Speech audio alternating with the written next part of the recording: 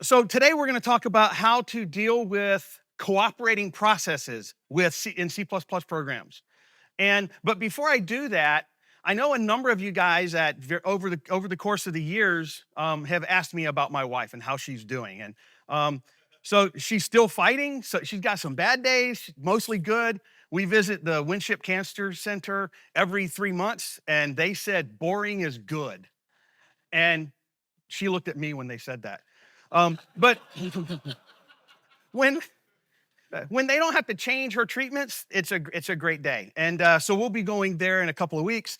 But you guys get a chance this week to meet her because she came over with me. My wife Sue is right here in the front. Um, and uh, and so I'm going to deliver a preemptive strike, basically, because some of the things we're going to talk about today are mistakes that people have made, or mistakes that I have made, or mistakes that you have made. But we're all humans, and there's two things I've learned that every single human is really, really good at. And the first one is making mistakes. Every single one of us, no matter who we are, we're really, really good at making mistakes. So we shouldn't be surprised when they happen. But sometimes we are, and sometimes we think we're really smart. So we were leaving our house to come here from the U.S. We live in South Carolina, and we get to the airport. I really try to plan things out. Get to the airport more than 3 hours ahead of time, make sure I've got room in case there's an accident or a mistake. We get onto the shuttle bus that carries us from the parking lot to the airport. We're getting ready to get off. I go to get the bags. I pull them off. We take a few steps. I turn around and go, oh, I left my book bag on the bus, on the shuttle bus. But there's nothing really important in my book bag, right? I mean, it's only like my work laptop, my personal laptop, some emergency cash, my wallet with my driver's license and credit cards, and both of our passports. So I immediately see the bus. I'm like, I got to catch that bus. So I start chasing after it. But it's going down the road that way toward the parking lot, which is over there. Well, I've got a degree in math. And I played American football, basketball, and baseball like 50 years ago. And so I do the computation. I'm like, I can hit that hypotenuse and I can cut that bus off. And so I start running. And I'm just going to tell you, you don't want to see me running. It's been a long time. I'm running. I tell Sue, stay here. I'll be right back. I run. And I get up there, and I'm cooking. I'm huffing and puffing. And I look and see the bus. It gets to the corner. I'm like, I'm going to beat it. I'm going to beat it. And it goes straight. It doesn't cut over. And what am I going to do? So I run over to the other parking lot. I'm looking around, and there's another shuttle bus. I'm like, oh, I bet they have radios. So I could go to that shuttle bus, and I could get it to radio the other one. And I run over to it, and as I get up to it, it takes off. And by now, I'm spent, man. I don't even know I don't even know how to get to the other parking lot. And then it dawns on me, like I should have realized that first. And I know every single one of you're already thinking, dude, they're shuttle buses. It's got to come back in a few minutes.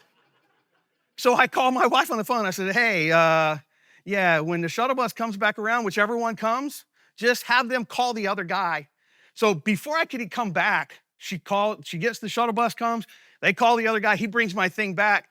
And the whole time way back, I'm thinking, what an idiot I am. And I get back and she didn't say it, but she looks at me like, what an idiot you are. But it made me think that sometimes when we're programming, when we're doing things, like trying to write code or trying to port code to something in processes which the standard doesn't help us with, a lot of times we'll try and figure something out and we'll get working on it, and it's hard for us to abandon that attempt. It's hard for us to just stop and say, wait a minute. Yes, it's important. Yes, it's emergency, but I can probably figure this out if I just settle down and think about this for a little bit.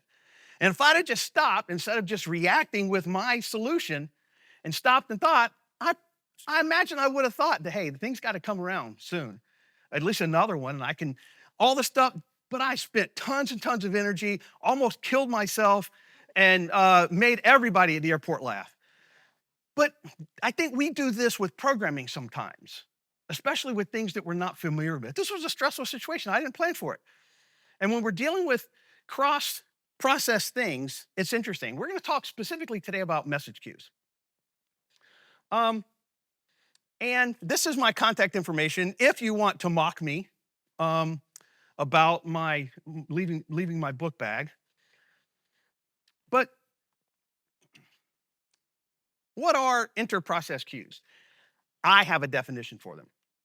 It's basically a first in, first out, either some kind of variant or some type of variable length messages, because I can support multiple message types. I actually have one of these now too.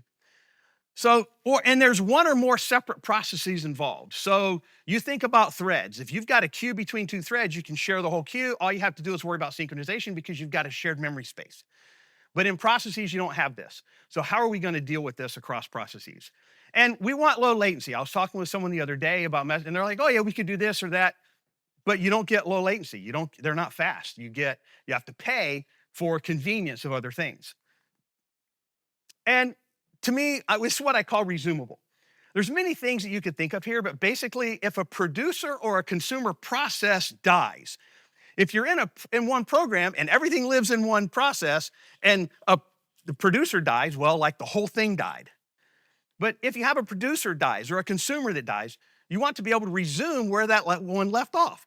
Because if I've got a processor that's producing and a processor that's consuming, the consumer dies, well, the consumer wants to be able to come up and pick up where it left off, or the producer wants some other process. I mean, like maybe a backup process in case one of them fails. You want to be able to have some way of recovering. So that's what I'm talking about being resumable. Recoverable MCAS queues. We'll talk about MCAS queues at the end, but MCAS queues think of it as multicast, like network multicast, where you send one packet and it spans out to multiple people at the same time. Traditional multi-consumer queues are like work queues, where you take something and a producer's putting things into a queue and you have 10 workers and one comes and grabs the first one available. And then when the next one comes, if nothing's there, it does nothing. MCAS queues, all consumers see every message, okay? And so we want these to be recoverable. So for example, as we'll see later, a lot of these queues exist in the wild, in production. Most of them rely on being able to, the producer doesn't want to ever block. Because if you've got multiple consumers and you've got 50 consumers and one of them's really slow, you don't want that one blocking your system. And so what'll happen is it just keeps blocking, and it's up to the reader to recognize that it got lapped and then do something. Most of the time that is just exit and fail. But we want to be able to survive this. And I call this the Myers API, which basically means we want it to be easy to use correctly and difficult to use incorrectly, which sounds good, and it sounds like we already have that. But I'll challenge you to think about, what do you really want in a queue? And it should be pollable, right? I should be able to poll it and say, do I have a message? Do I have a message? Typically in processes, what happens is single-threaded processes that are sharing data over shared memory queues is really, really fast. It's really efficient. It's really good. It allows you to separate concerns. It allows you to separate processes. And if one of them happens to puke, it doesn't affect all the rest because they're separate processes. But you want to be able to, typically what these things do is you've got these queues and you're just in a hot spin loop, running over your queues, pulling things off of them and running them. So they need to be pollable. So if we look at std queue, to get an idea just of the issues that we face with queues, it has just push and pop. It has a constructor or 2 or 14. And I mean, there's reasons for it, but it has 14 constructors. It has a destructor and some assignment operators and a peak at the first and at the last, because a queue, you push into the back and pull off of the front, but you can peak at the back. And then we've got we can query the capacity, whether it's empty or what its size is. And then there's several more ways to push things onto the queue. And then, of course, we have to have swap and the relational operators so that we can compare queues, whether they're less than or equal to one another. And then we've got some other stuff, but we're still not done yet because it's a class template. And anytime you have a class template, you're going to have types that have they have requirements on what the types are. We're not going to talk about these because it's pages of requirements for this, because it's one of the template parameters is a container. So the type has to basically be whatever that container supports. But a lot of work went into making an adapter. So maybe we could just make a thread-safe vector or a thread-safe deck and use the stood queue on top of it. Turns out that's not the best idea in the world. So what we're going to do is we're going to look at what I call the Daugaard queue. Because it was written by Caspar Daugaard. It's widely used. It's intended to be used across threads. Okay, so it was designed with this model in mind, that I want a fast single producer and a fast single consumer that are running in separate threads, and I want to do that. I want to do that well. So, by the way, as we go through, ask questions if you have any questions about stuff. Some of these things I'm going to go through pretty quickly. Yes. Why blocking? Because what we want is we don't want to waste CPU cycles. We want to basically be able to say, hey, notify me when something's there and then let me go read it. So in typical scenarios like this, where you want these fast queues and communication, you're blowing latency. It's because you're not processing 20 messages a second. You're processing hundreds of thousands or a million messages a second. I mean, you're processing tons of messages. And so you just want to basically be able to read it as quickly as possible. And so if there's nothing there, I'm just going to keep going around until the message hits. As soon as I see the message there, I want to process it immediately for as low a latency as possible. A lot of times what will happen is you'll just be pinned to a particular CPU, and that's all that CPU is doing, is polling these message queues so that it can respond to the message as quickly as possible. Ask any questions as we go by so that I can get them off and get them to you. Some things may be confusing or not. So this queue is widely used. It's described in Caspar's blog post. So he's got a blog where it basically, the blog has 3 articles, which are these 3.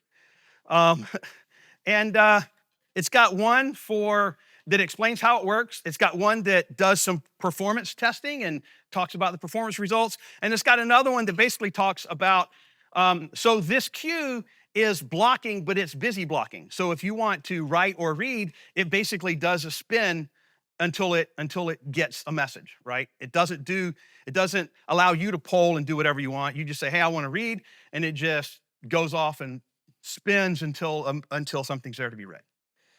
And the other one says basically how to do nothing more efficiently. It's a thing, that article talks about how to integrate semaphores into his design. So I know that this queue or derivations of it are used in multiple systems in production, but pay attention to the copyright notice. So I actually sent an email to Caspar and asked him about it. And he basically said, yeah, consider it an MIT license. When I get time, I'll update it. But the reason it says for edge code purposes is because I'm not really happy with the API. I'm just trying to talk about the concept of the low-level things about how do you write one of these types of queues. And the first thing to notice is that it's not even a queue. It's called green buffer. And the next thing is it's a single producer, single consumer queue, and it has one producer at a time and one consumer at a time. And the reason we're gonna spend a little bit of time looking at this, because ideally what we would like to do is just take this queue and put it in shared memory and use it, because it's written and it's been debugged, and I'd rather use it that way. We see that there's some shared state here. This shared state is basically, there's a writer. The writer has a view of this shared state, and the reader has a view of this shared state. And all they are is the position. The position where the writer wants to start writing, and the position where the reader wants to start reading. And so they each have their own thing there. And if we notice here, I think, did I pop it up there? No.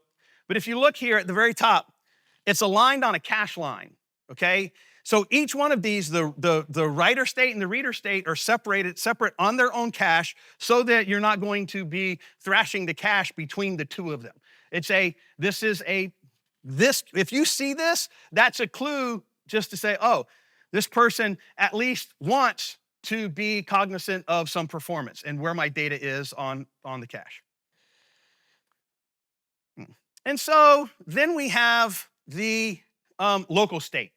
So the shared state is what is going to be shared between the reader and the writer, right? You've got some thread that's going to be reading, something that's going to be writing. And in order for them to synchronize, there has to be something that they share. Now notice there's no mutexes, there's no locks. These two atomic variables are going to be how the lock is going to be implemented. But then there's also some local state because the reader needs to have some state about what's going on with it. The writer needs to have some state. Again, it's their cache line. Here, the cache line is for a slightly different reason. This cache line is so that you don't get false sharing, because if they weren't separated by cache line, if you look down here at the bottom, you'll see you've got the writer and the reader together. If they're not separated by cache lines, then they're going to be smashed together. And so what's going to happen is that the data for the writer and the data for the reader are going to be within the same cache line, and that's not going to be good for anybody. Okay? But then we see that we've got a constructor that just sets everything to zeros. And we have a buffer pointer. This is the pointer to the piece of memory. And one of the reasons we're looking at this queue is because there's not a lot of memory management to worry about. I had the Rigtorp one in here too, but when my time got cut, I kind of ripped that stuff out. But it has its own memory allocator, so people think, oh, it's got its own allocator. I can use that in shared memory. But no, you can't use that in shared memory either, for different reasons. But it's got a buffer pointer, so if you just point that buffer at some other piece of memory in shared memory, then there's your buffer. But note that when we default construct it, it's null pointer. What does that immediately tell you? It tells you that you can't use it for anything good, right? Just by constructing it, it can't be used for anything. There has to be some other step in order to initialize what these pointers are. There has to be some multi-phase initialization that goes beyond just the constructor. Then we have the pause in the end. This is basically so one of the things you have to do when you deal with these ring buffers is you've got a fixed amount of memory. Let's say 100 bytes or 100 cells, right? Though let's call it 128 because this one requires them to be powers of 2. So I've got 128, but at one particular time, when I start, the writer can write into all 128. But after the writer writes into the first part, its window of what it can write in is smaller until the reader comes along and reads pieces, okay? And so the pause in the end is basically the window that I can, if for the writer, it's the window I can write into, and for the reader, it's the window I can read from, okay? And this gets updated dynamically. It's not consider some big number and then just truncate it and use that value. It's kind of trying to be a little bit smart as to how it's doing this window, so it doesn't ever have to do all of that all the time. It only really has to look at the current position. And then if it doesn't have any space, then it'll go and do the expensive thing every now and then. But pause and end is the window that it has to either read or write. Base and size, this is how it keeps track of that rolling window. I've got 128 bytes. Well, once I've written 128, I need to write some more. Well, there's two traditional ways of doing this. One is you just loop back to the beginning and allocate your window again. Okay, it requires a little bit more overhead. There's another one that they call the magic buffer, which is basically all you do is you take this physical address in memory, you map it, and then you map it again. You map that exact same memory again, but at the very next address spaces. So then when you go over the buffer, you're automatically, the operating system, everything has already set up for you that you're gonna automatically map back to the beginning set of memory. It'll do that for you. And that most of the time gives you a performance win, depending upon how complicated your computations are.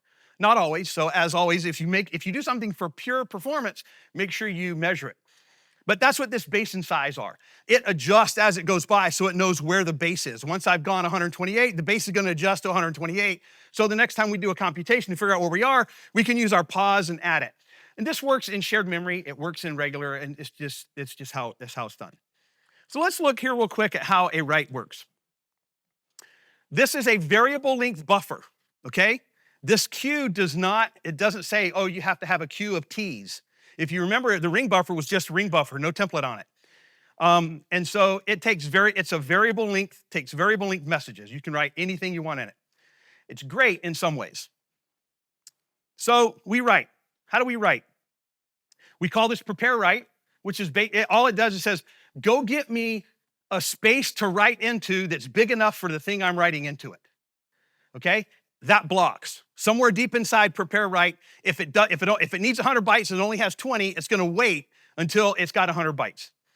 And then this is how it's doing its copying. It's doing a placement new of whatever type you've told it. Now, Jody, you said that the ring buffer wasn't templatized. The ring buffer's not. This member function is. This is a function template. So whatever you give it, it's going to basically take that and put it in there. So let's see. Can I put an int in here? What say we? Could I call write on an int? Would that be a reasonable thing to do? That'd be a reasonable thing to do. What about call write on a stood string? Would that be a reasonable thing to do?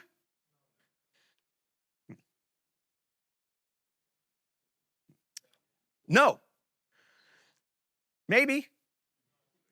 Because they are in the same, they're in the same process, right? And remember, this thing did a new.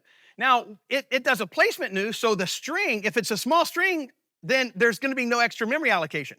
If it is a bigger string, then it's going to do another memory allocation to actually allocate memory for it off of the heap, which is probably not what you want in something that's designed to be fast, but it would work in this case for this queue, but it's because they're in the same address space. So this is one of those things to watch out for. When you take something that you use within a single process and you want to use it across processes, some of the things that it allows you to do within a process, you can do it, but now you're gonna bomb. So now let's say this queue was being shared between two processes. You have a writer that writes a stood string in here. So it writes the string, does the memory allocation, and now the consumer is in a separate process. If you're just in another thread, you share the same address space, so it's no big deal.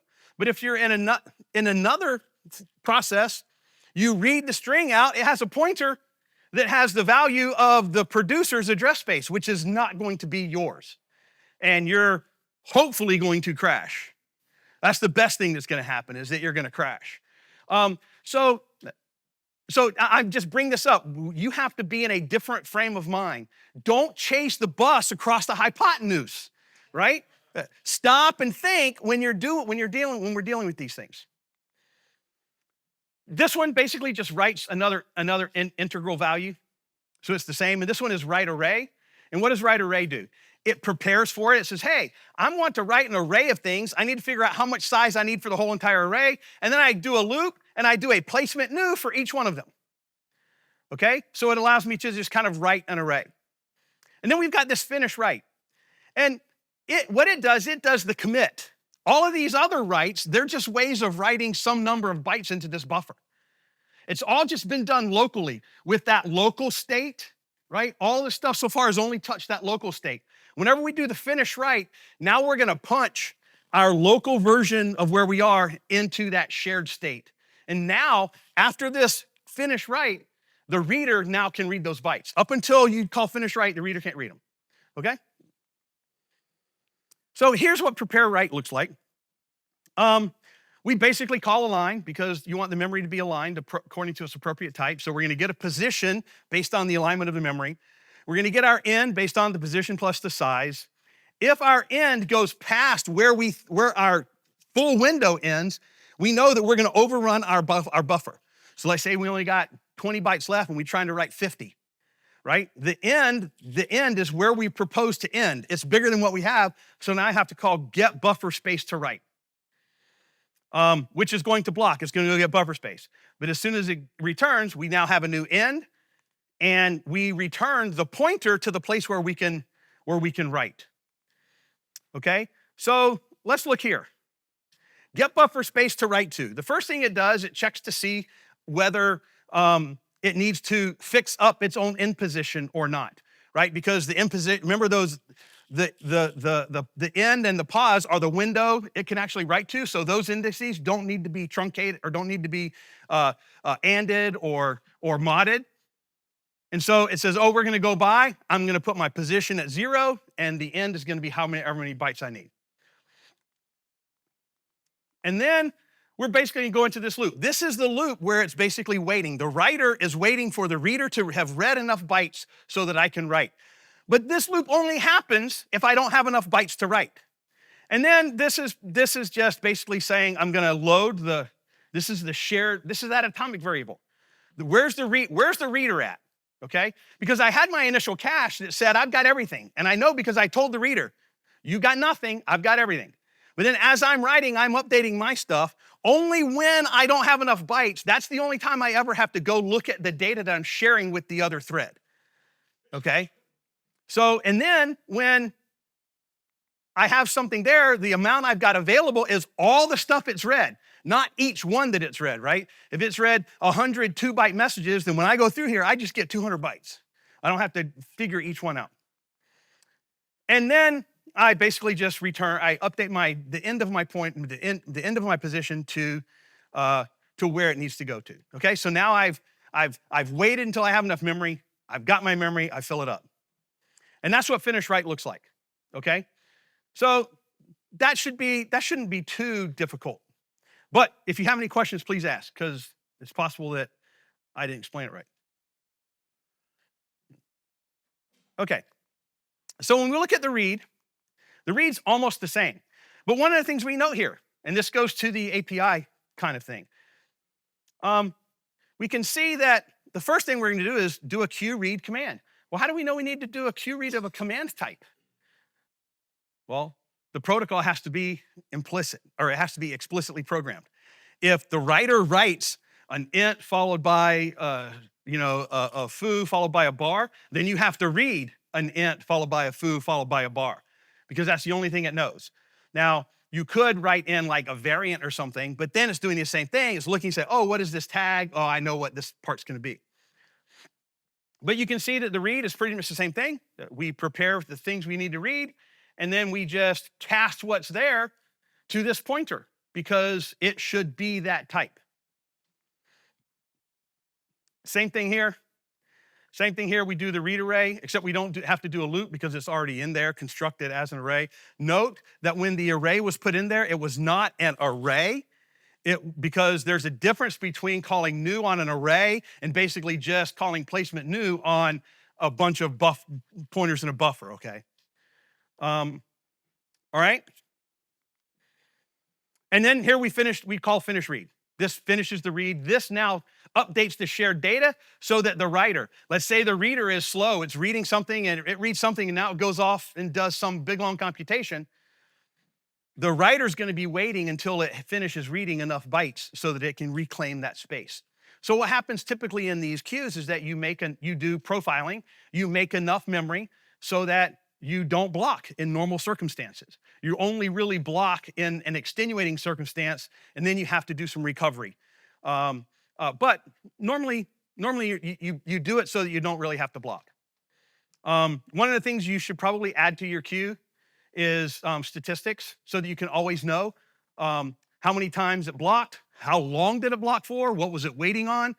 If you have the room for your statistics, you can put timestamps in it, so that then you know if I ever blocked, when did I block, why, for how long. Because ideally, if you're doing these types of things for low latency, you don't ever want to block. The blocking is the backup in case it's that day where the market is 10 times what it has been in the previous 4 years, right? That day's gonna happen, and when it does, your systems are gonna crash probably. But you can probably prevent it by knowing ahead of time and figuring out what you want them to do. Yes. So the question is, when you're reading this data in here, it's only valid until you call finish read, and that's true. Because once you call finish read, you're telling the writer, I'm done with these bytes. If you want to write into them, go ahead. Yes. Does finish read actually call the destructors for those things? And that's a very good question. And we will see, I think we will see finish read. We will not see finish read, but I will tell you that it does not. I don't want to demonstrate. So but the thing is that what happens is, so like I say, I'm not on Casper. Casper did a great job here. He told me the API, I'm not happy with the API, right? But what happens is that this gets into something that C++20 brought along that people tried to emulate for a long time, and that's concepts. Making sure, so there's nothing on here that tries to guarantee what types of things you should or shouldn't put in there. If you don't want things that aren't going to be put in there, then you shouldn't do anything with them, or you should enforce that you can only put these types of things in there, right? And you should use concepts for doing that kind of stuff. Yes. Yes. So far, everything's in the same process. Yes. The goal is to show us what it's doing so that we can determine, well, can we do this across processes? Yes, and hopefully I'll get there shortly. So you remember the local state constructor set the buffer to null pointer? And I said there must be another way to initialize it. Otherwise, every time we use it, it's going to be accessing a null pointer, which, I mean, even the Rust guys don't want to do that, right? So here it is. Here's initialize. You must initialize first. And then we've got the Stephen Dewhurst.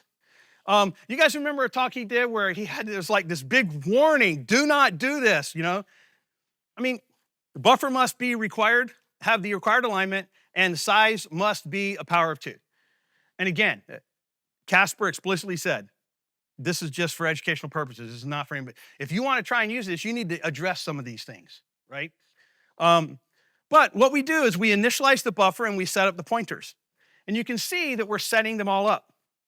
There's nothing else in this API.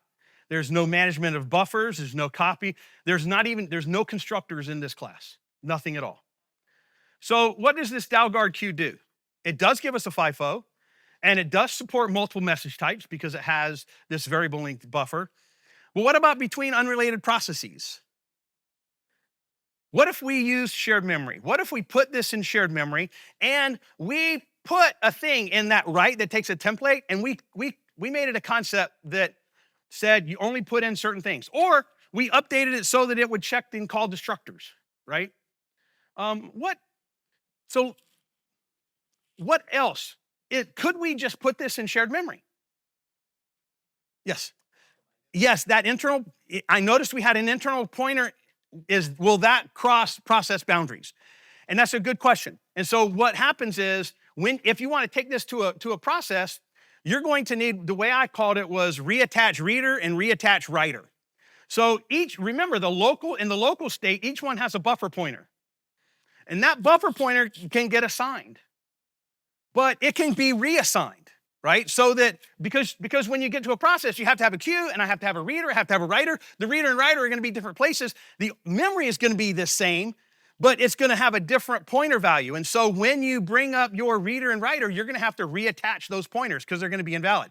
This gets into something later when I start talking about the APIs that we want to have, and when we try and break these things up into more usable concepts. Because there's enough place. If you took this and tried to put it in shared memory, I will tell you, the compiler will let you put one of these in shared memory, and you can manually update those buffer pointers, and you can probably get something that you think works. But there's a problem. Here's the local state class again. There's an undefined behavior issue here. Anyone that I've not told the answer to, anybody see what the undefined behavior issue is with putting an instance of ring buffer in shared memory, and the undefined behavior issue is on the screen?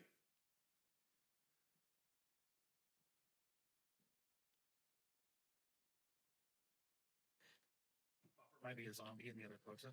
Mm-hmm. Okay, the buffer might be a zombie, that's true. Or the process might have even gone ahead. But what we're going to do is, in the process, every single time when we want to create a new consumer or a new producer, we're going to set that buffer to the actual pointer in our process space. But yes. Yes? Don't they have to be atomic? They don't have to be atomic because the local state is only updated by, so the local state of the consumer is only going to be updated by that consumer. And the local state of the producer is only going to be updated by the producer. So that's why there's a difference between the local and then the shared. Yes?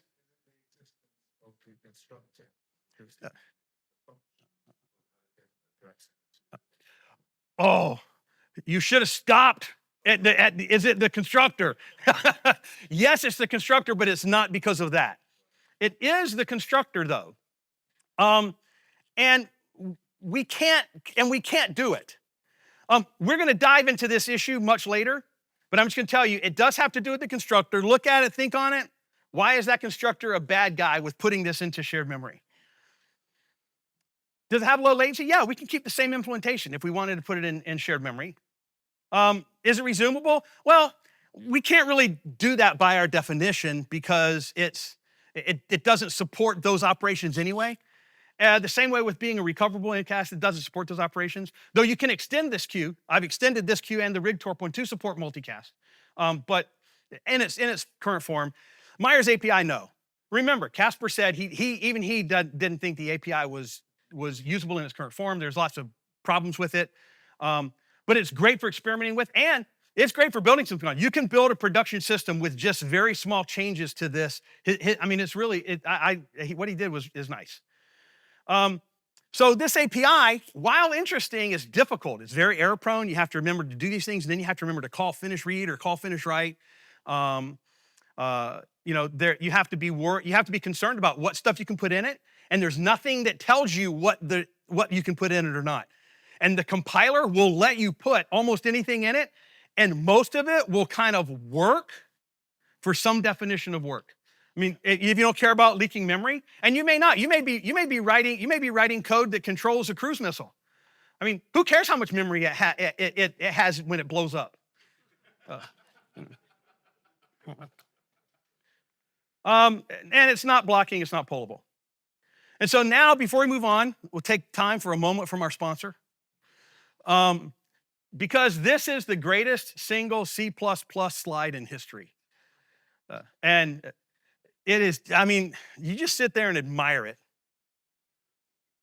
If you're not familiar with this, then you need to go watch Howard Hennett's talk, I think from 2014. Is that when it was from? And look, this is, yeah. All right. So this is why you can't use that thing in shared memory. All right. This one's not an embarrassment thing. I just really want to know. Who knows what implicit lifetime means? Okay, about 5, 6 people, maybe, right? Okay, that's actually more than I thought, unless a bunch of standards people were going to be in here. So this is why this doesn't work. And the reason is because maybe you guys have seen examples of this kind of undefined behavior that has been undefined in C++ for a long time, like forever, until it became undefined. So it might not make much sense because we malloc an int. Surely we can use it as an int, right? I malloc an int, I cast it to an int pointer, and now I assign 42 into it. And I don't know of a compiler or platform that this doesn't work on. There might be one, but this is undefined behavior. Maybe this might help you understand a little bit more why, and the reason that I used std string in my earlier example. Obviously, this would be wrong to do. No constructor gets called, no new, just a malloc, and trying to assign this thing into a std string. There's no lifetime there. And it's not because the computer has a problem or the compiler has a problem. It's because the abstract machine in C++ has no way of knowing that a lifetime actually exists there. No lifetime ever got started for the int or for the string. And so there's this rule. I don't know how well you can read that. But basically, this came along in C++ 20. They said there's some number of operations that will implicitly create objects. So that first thing will be valid. That will no longer be undefined because there's some set of operations that will make certain things and have an implicit lifetime. Malloc is one of those special operations. But there's a restriction. Objects of implicit lifetime types. So this magic I'll implicitly make you start your lifetime is only for types that are implicit lifetime types. Okay, well that sounds kind of redundant, but let's go look and see. If no such set of objects would give the program defined behavior, the behavior of the program is undefined. Don't say that fast twice. And here's the example from the standard, right? It's this same malloc thing, right? I can now malloc and I can access the elements, and this is defined behavior now, because malloc has been blessed to start objects implicitly, but there's that caveat.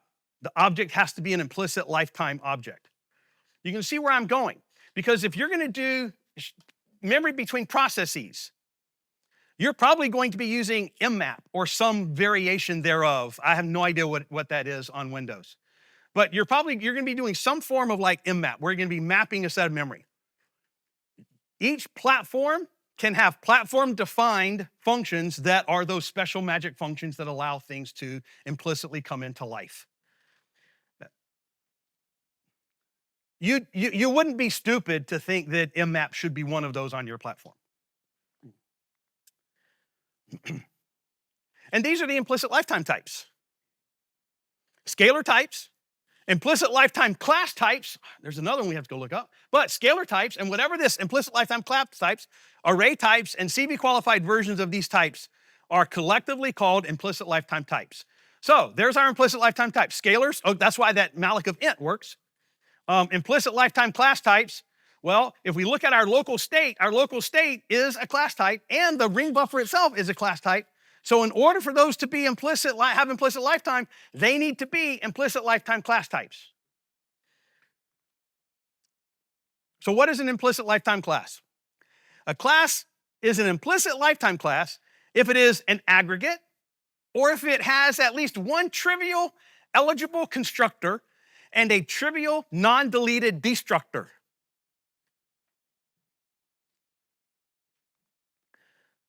So it's an aggregate, or it has at least one trivial eligible constructor. Now, what does that mean? At least one trivial eligible constructor. So it has to be able to be a trivial constructor first. Well, what kind of constructors can be trivial? You can have a default constructor, copy constructor, move constructor. Those are the only things that can be trivial. But can't I, as a user, define one to be trivial? Well, no, you can't. Because by you defining it, it is no longer trivial. I wish there was something like this. I wish there was something like this, where I could define just a constructor with some tag type. I'd even settle for it being some standard library tag type or something, and then just saying equals default. Because that would enable me to have a trivial constructor. But if we remember our class, it had a constructor. What did that constructor do? It just set stuff to 0, and then all that stuff got reset in the init anyway. But because it had that constructor, it was user-defined, and it is not trivial. So it is undefined behavior to use that inside of shared memory. Yes?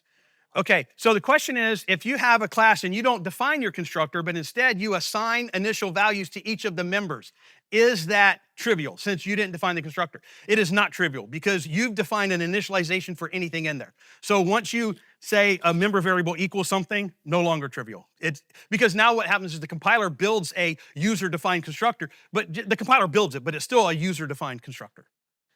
Okay, the only thing you can do is you can declare the destructor equals default, if it's a default move or copy, and then those will be trivial. So that's the only way you can declare them. Other than that, the compiler has to build them. Okay? And it has to have a trivial non-deleted destructor. So if we recall our class here, we have a constructor.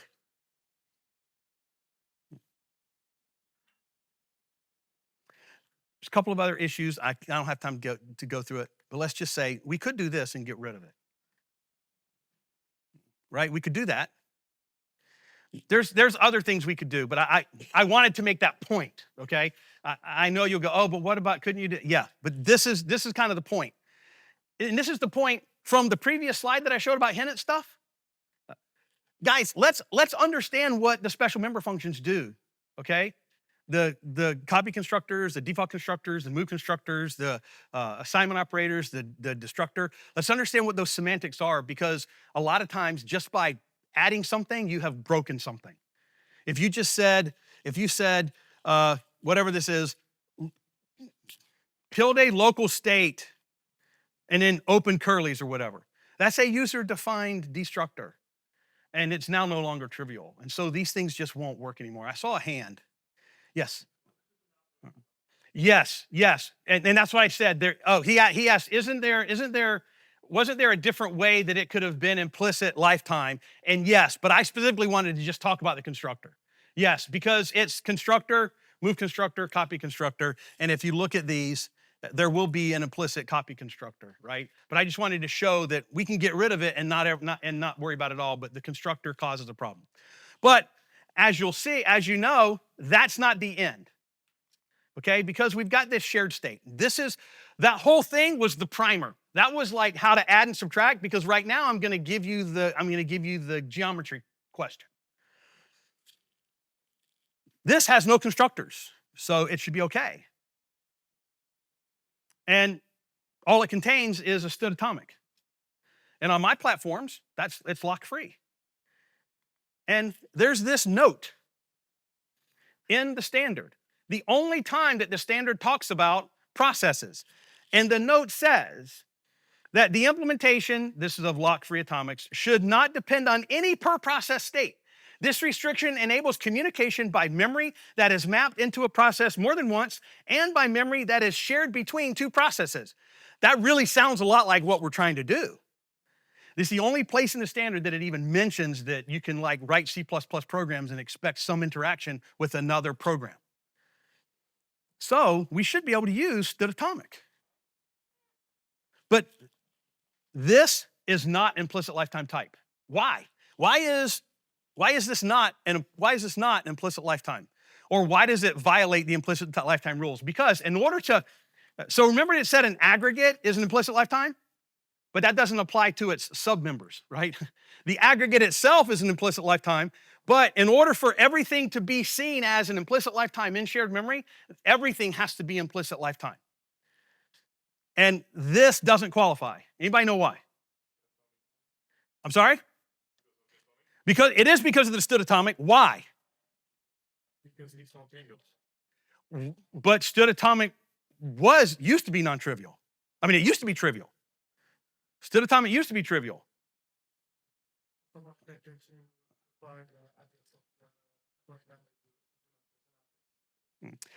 Okay, yes. But it still was trivial on up until C++20, it was trivial. Because there was an init function that you could call, right? So when you created these, you could init it's called init, atomic init or something like that. So this is what happened. The default constructor was default. It was trivial. From the time it came around in C++11 up until C++20. And in C++20, the default constructor now default initializes. Furthermore, see that copy constructor that's deleted down there? The trick that we had earlier where just by deleting the default constructor, we go, oh, well, now we at least have one. Well, you don't have any here because the stood atomic, it doesn't even have those ones that could be trivial. They don't exist at all. The only one it has that could qualify is the default constructor. And as of C++20, every stood atomic has a user-defined function. So all the code that is on the internet that is using stood atomic in shared memory is now technically undefined behavior. I asked the author who put this in if this was considered, and he was really busy. He was working on a book and some other stuff, but I think what happened is it passed through without this consideration. But it was a safety issue, which like really gets people's attention, right? And who am I to say anything about it? Because I thought I could outrun a bus by running across the hypotenuse. So, but this is the way it is. As of C++20, stood atomic is not an implicit lifetime type. You go, oh, well, but you know what? We now have this cool thing called start lifetime as. Can't we just call start lifetime as on it? Well, you can call start lifetime as on it, but calling start lifetime as on something that's not an implicit type is undefined behavior. So, yeah, what are you going to do?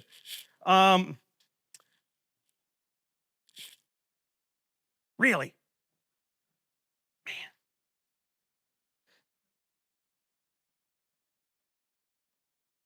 1,000. All right. That can't be. Okay. So here's the big problem here. So what are we going to do? We could use atomic ref. You could basically, instead of putting an atomic in your shared memory, you could put a size T in there and use atomic ref.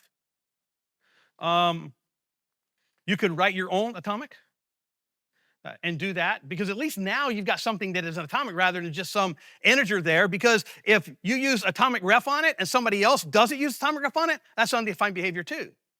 And that one's an undefined behavior that you're probably going to see.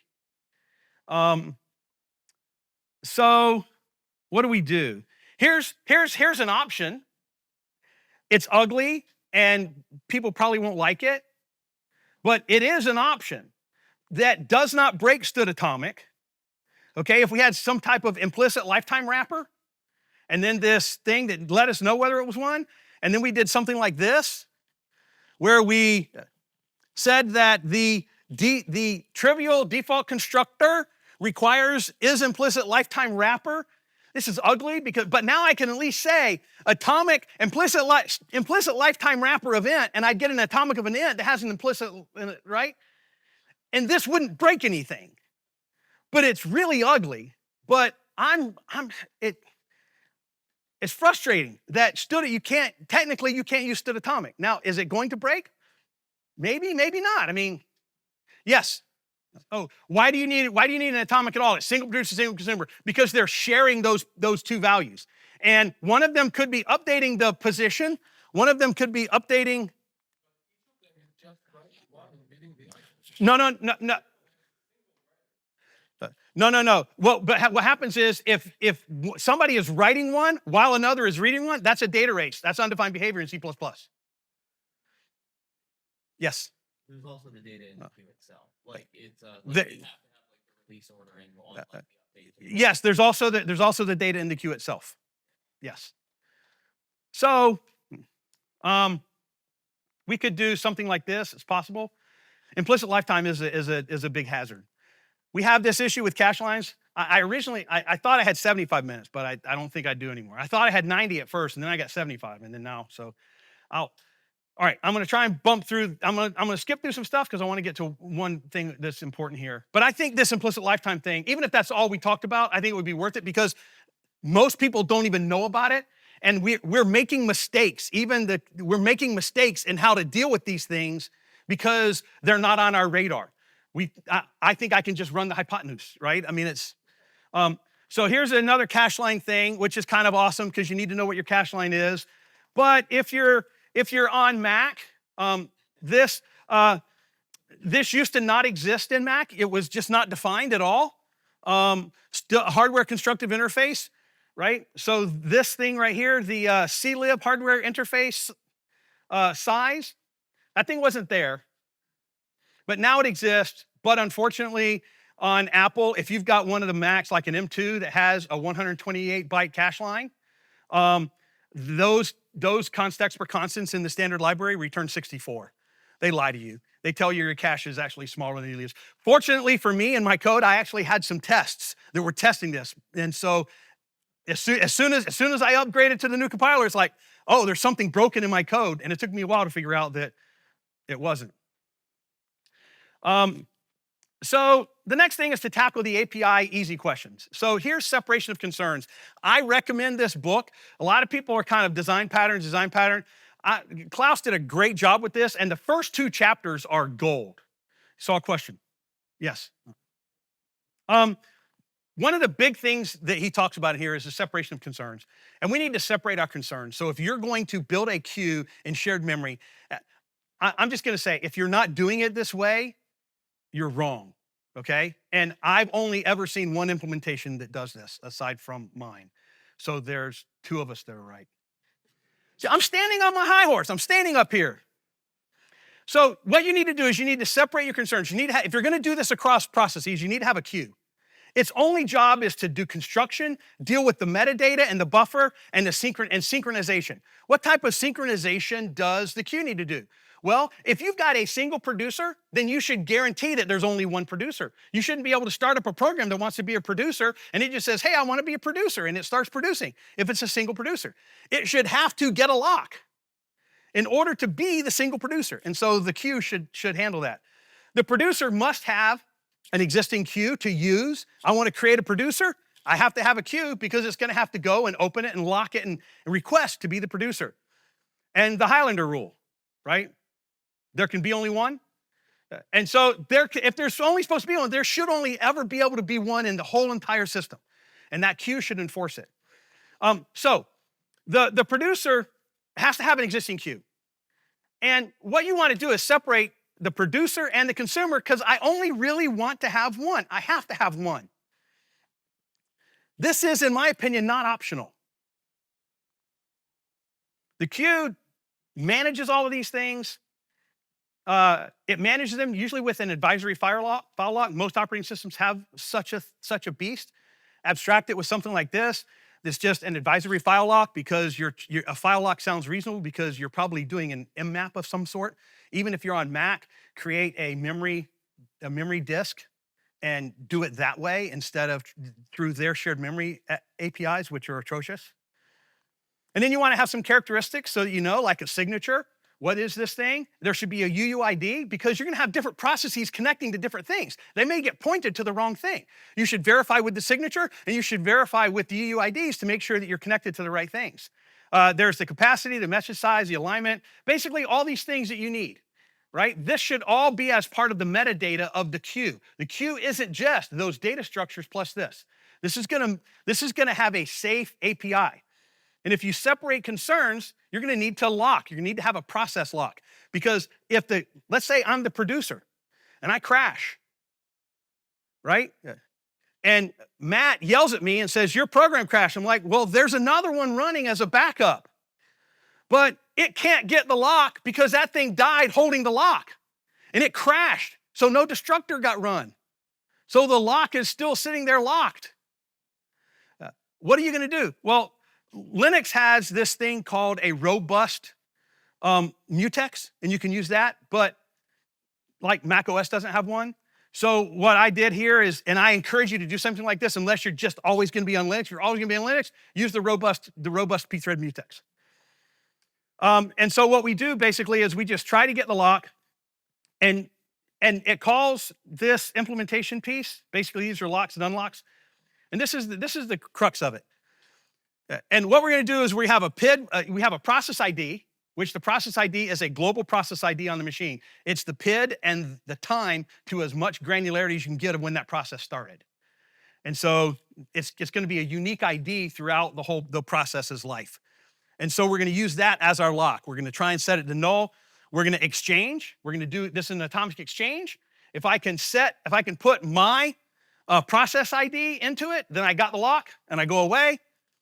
If I didn't, then I have to check to see if it was myself, go create the lock, and this right here, basically that code says that it tried to get the ID of the thing of the lock, right? The lock has an ID in it. It says, hey, go get information about that process. If the process is dead or gone, it can't get it. And so it says that process is dead.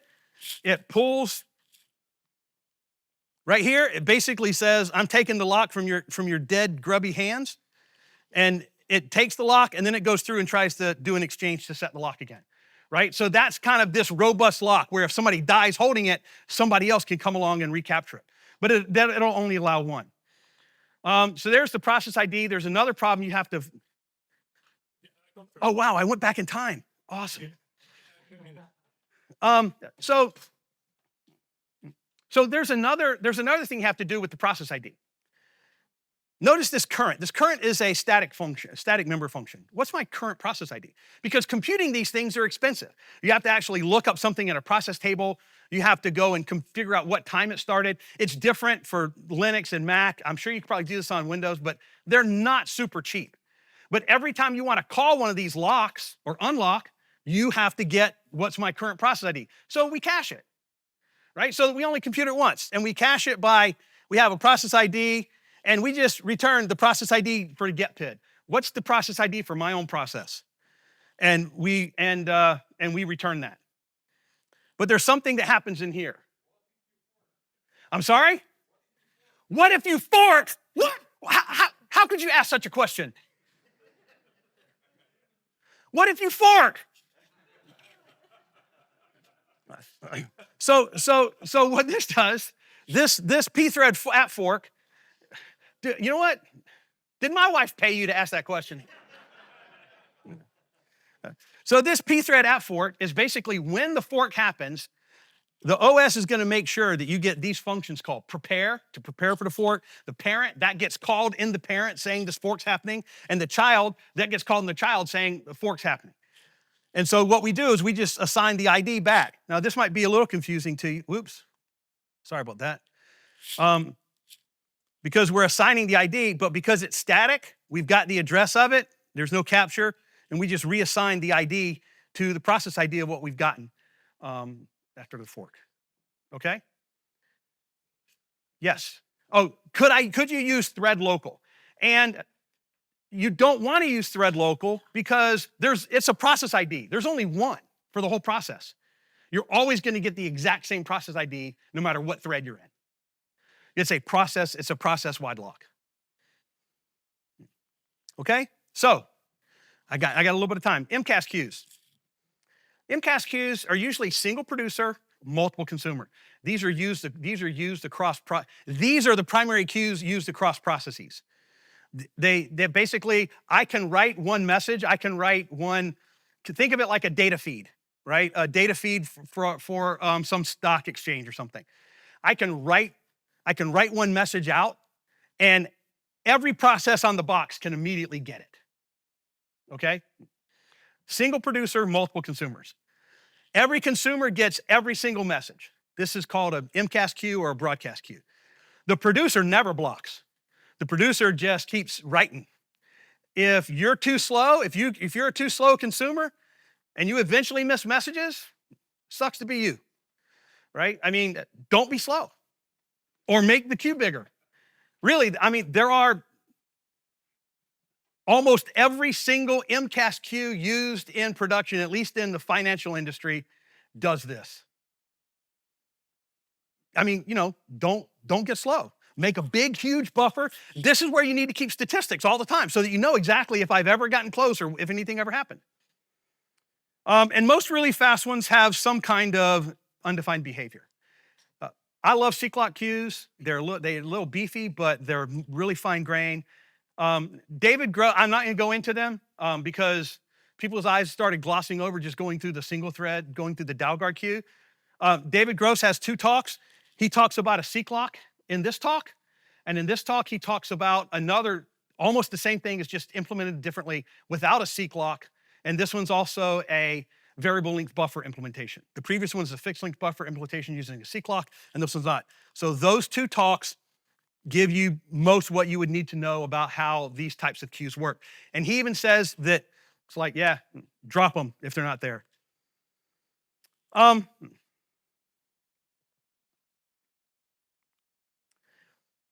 But even here, if we separate our concerns, we can almost automatically see an easier solution if we just separate our concerns, because we no longer have a queue that is supposed to be doing everything. We have a queue that just represents the queue itself, the buffer and whatever metadata and synchronization primitives it needs to have that everybody needs to share. That's its only job, is to create the queue and manage access, giving it out to producers and giving it out to consumers. And so there should be a lock for becoming the producer, and if enabled, a lock to become a special consumer. Remember, you've got these multiple consumers. Well, you can make one of them be special, right? And especially if you've got them in separate classes, you've got the producer, and you've got a consumer, and then you've got a special consumer, or you could probably think of better names. But you can use template meta programming or concepts. If your queue has a special consumer, then the write blocks on that special consumer, but only on that special consumer. Otherwise, the writes never block. And then what you can do is your regular multi-consumer will pulse for messages that are arrived. It can be lapped, but it needs to detect missed messages, and it usually crashes, but it could do a recovery, especially if you have the special consumer, because that special consumer will never miss anything, because the special consumer and the producer are blocking on one another. And usually what you do in this kind of situation is that guy will be very fast. All he's doing is taking things and shoving them to some persistent store or doing something with it, so that then if I'm a slow consumer and I miss messages, I can contact that guy and say, hey, I missed these things, send them back to me if I really need them. Okay, so I've got some recovery. The other thing is that now you've got everything archived. And it's really good to have archived logs of everything that you do. And then the special consumer reads, the reads block on the producer. It needs to be ultra lightweight and fast, because the producer is blocking on you. And you probably should do measuring and collecting statistics if you do this in both the producer and the consumer, to make sure that you understand when and if you ever do block. But this gets around that situation where, I mean, I know, so I built an exchange and it used this other thing, and we had big old huge queues, and it's like on some really, really big days, it's like the sphincter squeezes. It's like, woo, what's going on here? But if you have this other special queue, I'm unable to measure a performance difference unless the special consumer blocks. So for me in the MCAS queue, this is how I would do it. But it's configurable, right? Templates in C++, you've got concepts, you basically configure your queue. Your queue knows when it's constructed whether it's got this special consumer or not. And so if you want it with it, you give it. If you don't, then you don't. And so these are kind of the big problems that we have, and some ways to avoid them when going across processes. We got a little bit of time for other questions if anybody has them.